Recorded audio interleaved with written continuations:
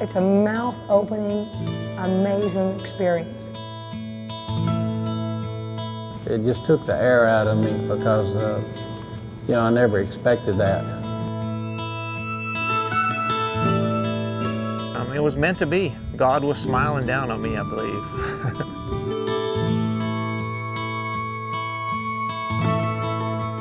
So loud you can't hear your helpers, that's a rush, you know, and that's something you never forget. Unbelievable. Still brings chills every time I watch it, think about it.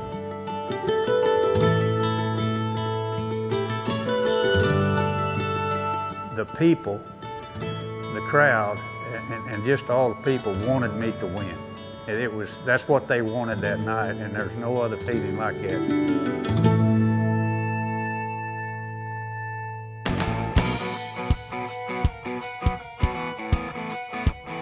A cutting horse was the most fascinating thing I'd ever seen, because here was a horse working another animal with another animal on its back. And this horse had to take control of the situation with very little help from the rider. It's indescribable when you are on an animal that is good at what they do. There's not a word that can describe it. It's breathtaking. The mentality and the heart of a good cutting horse is like none other. And about every other discipline, you have some control. But when you turn it over to that true cow horse and he takes over, there's nothing like that. I rode one cutting horse one time, and that was it. The special attraction for the cutting for me is that you get to bond with your horse so much more. There's nothing more thrilling than to ride a good cutting horse. It's the most thrilling, gratifying, sometimes frustrating thing that I've ever done.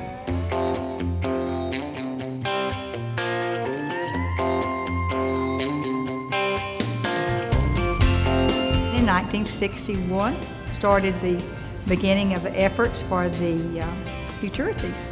Ever since then, cutting has been on a roll. That's all I can tell you. It has been on a great roll. And what a ride. The people that come and participate, the spectators, it has become the annual event of our organization. The Futurity is an event that is just, it's all on what could happen. From the rancher to the business guy in New York, they honestly feel like everybody's got the equal chance.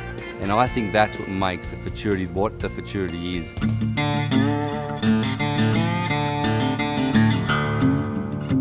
The cutting horse came from a need of ranchers to have good horses to help them do their day-to-day work with cattle. Before, you know, 100 years ago, even 70 years ago, a lot of ranchers ran their cattle together in the same range. And so in order to separate their cattle, they would use a cutting horse, which was the aristocrat. It's the aristocrat of working horses. It's the top horse in the ranch, and the boss usually rode the cutting horse. So in 1949, several owners got together and they started the NCHA. By the mid-60s, they were producing events that had approximately $400,000 in total purses.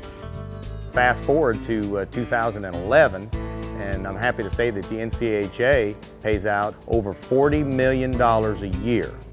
I had a funny story on Doc Sakes. I gave $2,500 for him, sold him for $100,000. When I got Doc Soak, I gave $5,000 for him, and we syndicated him for $2.1 million and put the money in the bank.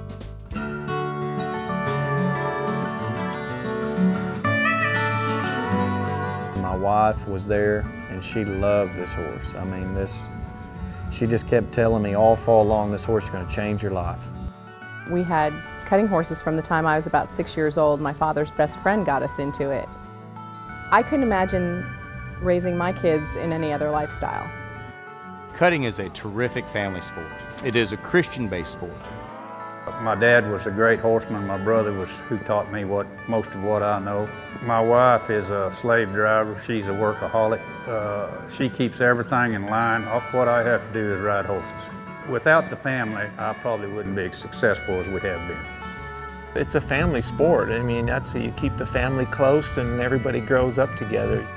At one time, we were the only two brothers to have won it. I know it was something my dad was real proud of. His dad wasn't here, he wasn't alive, he died that year Paul won it, but I know he would have made him real proud. It's a family affair, and it always will be.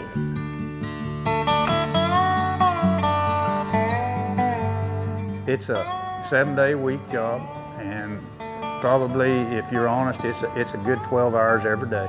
Well, I love what I do. I think it is 7 days a week. I think it's however many hours it takes. But I'm so fortunate in that I love every minute of it.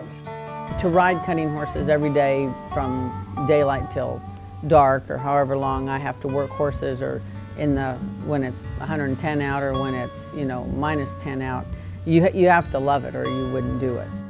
It's not just a single sport, or a single person playing. There's a group of people trying to help you win. We love the horses, we love the cutting, but we love the people in cutting. Anywhere we go, we have so much fun with the people that we met. Cutting is such a special sport. One, this is the only sport that I know of where fellow competitors help each other. And that says a lot about the people that are involved. And we all look out for each other's children, we look out for each other. And so it's a big family.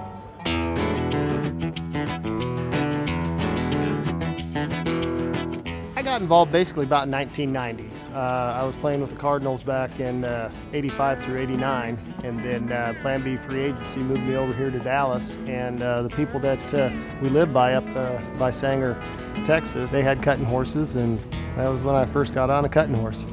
One of the things that makes you come back is that feeling that this horse is doing all this movement, and being an athlete, and these horses, 10 times the athlete I would love to be, doing all this stuff was it was incredible.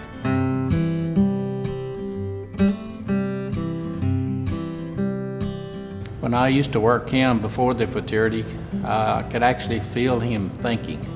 He was that smart of a horse. It's the desire to work that cow and the athletic ability, and they've got to have both. And they've got to be clean-minded, and they've got to be pure, and they've got to be for the right thing. We put them in a lot of bad positions, and the really pure horses will get you out of those bad positions. They'll help you. When you can watch those horses go eye to eye with that cow, and the intensity of that horse, if you have any appreciation for a horse, you've got to love cutting.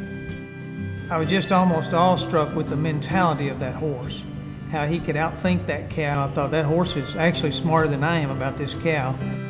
Cutting horse is only as good as the rider, and the rider is only as good as a horse. So the horse is big time important. I am nothing without a good horse. They have to be predisposed to work a cow, much like a border collie works sheep, or a bird dog will freeze when it sees a bird flush.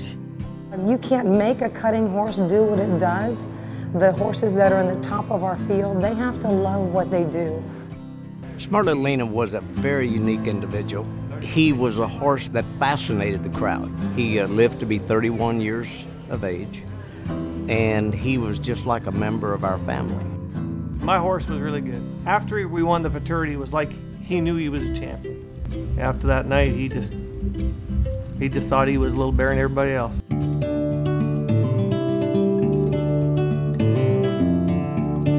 I love a great cow horse. That's what I still love.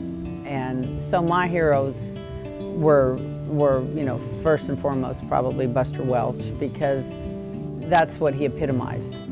He thought of it the same way, that he wanted that cutting horse to think and to hold a cow and control a cow on his own with little or no assistance from the rider.